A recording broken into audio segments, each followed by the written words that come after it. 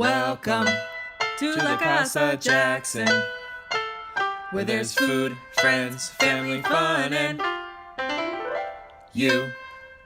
Hi, my name is Jessica Santos. I'm a Tupperware director, and I'm here with my daughter Sophia. She loves to cook all the time. I'm not much of a cook. She loves to cook. We are going to be cooking with the stack cooker today. This is an amazing product with Tupperware. It's been with Tupperware for years. I had it back in the 80s when they were like a tan beige color, but now they have this beautiful, beautiful blue color. It's super strong. It comes with 4 pieces, as you can see. There's 4 pieces. There's a strainer that you can make you put your vegetables in here, and the water underneath, you can steam your vegetables. There's a cover for it. You could use actually the cover for a separate food, like if you want to cook a dessert on top of here, you can use that for that as well. You could use just the casserole and use this with the seal here. You can cook a full whole chicken in the microwave in this container. You can cook a full meal in 20 minutes in this container. You can even bake a cake in this container. Oh yeah. Put the cone in the middle. When the microwaves go in, it will only go in about 1.5 inches all the way around. So we put the cone in the middle to take that space away, and when we put the cake mix in there, we bake our cake in here in 9 to 10 minutes in your microwave, depending on your microwave. So what we're going to be making in the stack cooker is a Puerto Rican dish called carne guisada, or stewed beef. And we're going to make the beef and the rice in the stack cooker, as well as cinnamon apples for dessert. So let's get started. The first thing that we're going to do is go ahead and get our rice in the bigger portion of the casserole, because what we're going to do is cook the rice under the meat, so that as the meat drips, it also seasons the rice. You can choose to drain your meat first and cook it separately, but since we're doing beef tips, it's not really that fatty. So the juices will add flavor. If you were going to do ground beef or something that was a lot more fatty, I would recommend cooking it with nothing under in the casserole, so that you can drain the fat. Grease and the fat will go into the second part. Yeah, and then you can just dump it or save it for seasoning. I don't know. I'm just going to put in 2 cups of rice, and then I'm gonna go grab 4 cups of water. So I'm gonna add in 2 tablespoons of chicken bouillon powder. And I'm also going to just toss in some adobo seasoning. I'm gonna put in about a teaspoon.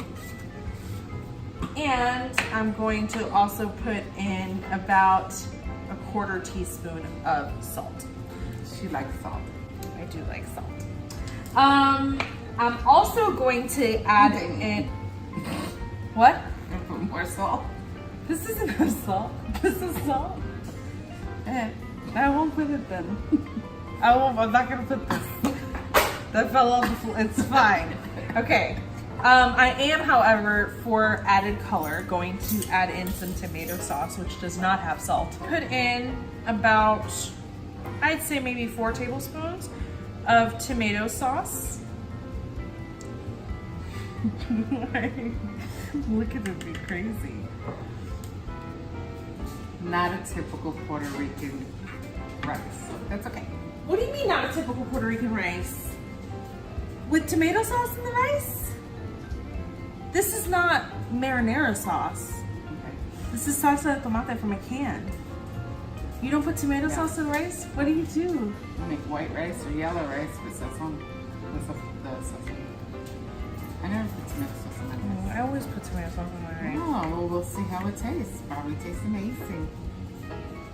My husband and I like to shop wholesale at Sam's, but we're only 2 people. So when I buy a big 5-pound pack of beef tips, it's always good to have some freezer mates on hand so that we can portion out the meat. So I had this and defrosted it, so I'm just gonna put all the meat in the colander portion of the stack cooker.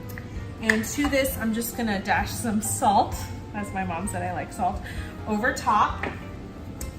And also tomato sauce, just to add a little bit of color and flavor. Usually, carne guisada, stewed beef, is stewed in its sauce. But I'm sure that this will taste delicious. So I have here my counterscape with vinegar, splash it over top, and all of this seasoning is also going to go into the rice, which is gonna make it doubly delicious. And then I just have a few little bits of onion that I'm gonna sprinkle over top.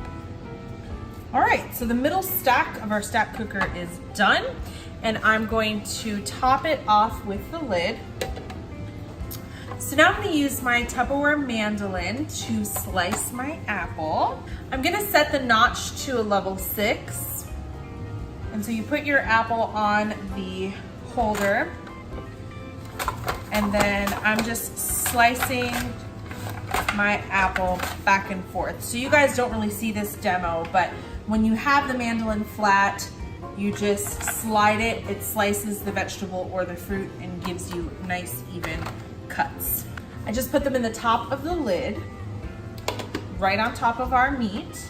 So now I'm just gonna sprinkle over some cinnamon, some nutmeg, and I'm not measuring this part out just because, why?